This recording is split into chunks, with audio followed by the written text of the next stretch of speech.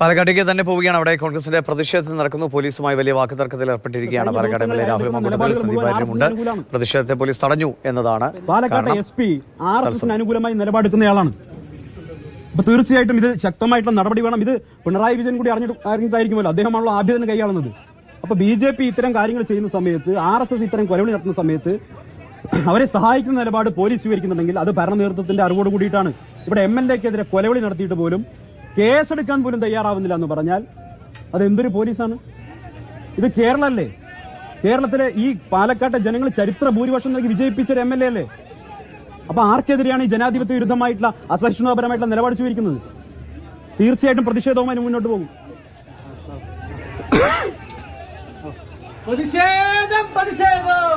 വലിയ പ്രതിഷേധമാണ്.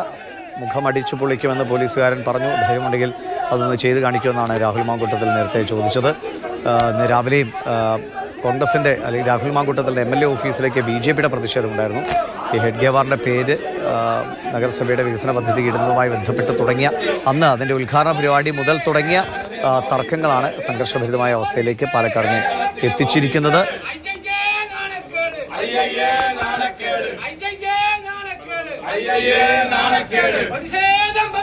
ഗൂഗിൾ ആകെ ഒരു സംഘർഷഭരിതമാണ് പാലക്കാട്. രാവിലെയും മാർച്ച് നടന്നു. ഇത് ഏതൊക്കെ മാർച്ച് എപ്പോഴൊക്കെ നടന്നു, എപ്പോഴാണ് ഇത് ഇങ്ങനെയൊരു പോലീസുമായുള്ള വലിയ തർക്കത്തിലേക്ക് മാറിയത്? ദിവേഷ്, ഇന്ന് വൈകിട്ട് ബി.ജെ.പി ജില്ലാ കമ്മിറ്റി ഓഫീസിലേക്ക് യൂത്ത് കോൺഗ്രസ് മാർച്ച് സംഘടിപ്പിച്ചിരുന്നു. ആ മാർച്ച് സംഘർഷത്തിലാണ് കലാശിച്ചത്. അതിൽ ആ മാർച്ചിന്റെ ഉദ്ഘാടകൻ സന്ദീപ് വാര്യരായിരുന്നു. അപ്പോൾ സന്ദീപ് വാര്യരെ അറസ്റ്റ് ചെയ്തു. അതുമാത്രമല്ല, രാഹുൽ മാങ്കൂട്ടത്തിന്റെ 2 എം.എൽ.എ. ഓഫീസിലെ സ്റ്റാഫുകളെ മർദ്ദിച്ചു. അതോടൊപ്പം തന്നെ യൂത്ത് കോൺഗ്രസ് ജില്ലാ അധ്യക്ഷനെ ഭീഷണിപ്പെടുത്തി. അങ്ങനെയുള്ള വിവിധ വിഷയങ്ങൾ ഉന്നയിച്ചുകൊണ്ടാണ് ഇപ്പോൾ പാലക്കാട് സൗത്ത് പോലീസ് സ്റ്റേഷന്റെ മുന്നിൽ പാലക്കാട് എം.എൽ.എ. രാഹുൽ മാങ്കൂട്ടത്തിലടക്കം കുത്തിയിരുന്നുകൊണ്ടൊരു പ്രതിഷേധവുമായി നീങ്ങുന്നത്. അവർ ആരോപിക്കുന്ന ആ ഉദ്യോഗസ്ഥനെതിരെ കർശനമായിട്ടുള്ള നടപടി അല്ലെങ്കിൽ നടപടി സ്വീകരിക്കാതെ പിരിഞ്ഞു പോകില്ല എന്നുള്ളതാണ് പാലക്കാട് എം.എൽ.എ. അതോടൊപ്പം തന്നെ പ്രതിഷേധം നടത്തുന്നവരും പറയുന്നത്. അത് അനുസരിച്ചാണ് ഇപ്പോൾ ഈ ഒരു സൗത്ത് സ്റ്റേഷന് മുന്നിൽ കുത്തിയിരുന്ന് പ്രതിഷേധിക്കുന്നത്. ഇന്ന് വലിയ പ്രതിഷേധങ്ങൾക്കും സംഘർഷങ്ങൾക്കും ഒക്കെയാണ് പാലക്കാട് വേദിയായത്. രാവിലെ എം.എൽ.എ. ഓഫീസിലേക്ക് ബി.ജെ.പിയുടെ പ്രതിഷേധമുണ്ടായിരുന്നു. അവിടെ സംഘർഷമുണ്ടായി.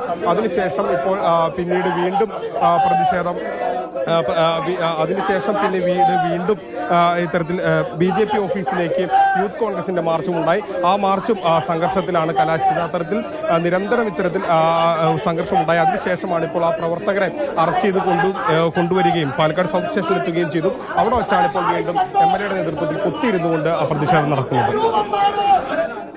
വിവരങ്ങൾ നൽകിയത്. പാലക്കാടാണ് കോൺഗ്രസിന്റെ മാർച്ച് സംഘർഷത്തിലേക്ക് കലാശിച്ചത്. പോലീസുമായുള്ള വലിയ വാക്പോരിലേക്ക് കാര്യങ്ങൾ എത്തിച്ചു. രാഹുൽ മാങ്കൂട്ടത്തിലും സന്ദീപ് വാര്യരുമൊക്കെയാണ് ഈ സമരത്തിന് നേതൃത്വം നൽകുന്നത്. സന്ദീപ് വാര്യരെ ഇന്ന് ഉച്ചയ്ക്ക് ബി.ജെ.പി ഓഫീസിലേക്ക് നടത്തിയ മാർച്ചുമായി ബന്ധപ്പെട്ട് സന്ദീപ് വാര്യരെ അറസ്റ്റ് ചെയ്തിരുന്നു.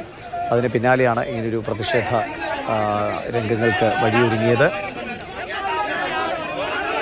രാഹുൽ മാങ്കൂട്ടത്തിനെതിരെ കൊലവിളി നടത്തിയ ബി.ജെ.പി നേതാക്കൾക്കെതിരെ ഒരു നടപടിയോ കേസോ പോലും പോലീസ് എടുത്തില്ല. പകരം ജനാധിപത്യപരമായി സമരം ചെയ്ത തങ്ങൾക്കെതിരെയാണ് പോലീസിന്റെ നടപടി. ബി.ജെ.പി പോലീസ് കൂട്ടുകെട്ട് അല്ലെങ്കിൽ CPM ബി.ജെ.പി കൂട്ടുകെട്ട് എന്നുവരെ സന്ദീപ് വാര്യർ നേരത്തെ ഉന്നയിക്കുന്ന ആരോപണം, CJP എന്ന ആരോപണമൊക്കെ ഇപ്പോൾ മാധ്യമങ്ങൾക്ക് മുന്നിൽ പറയുന്നതായി കേട്ടു.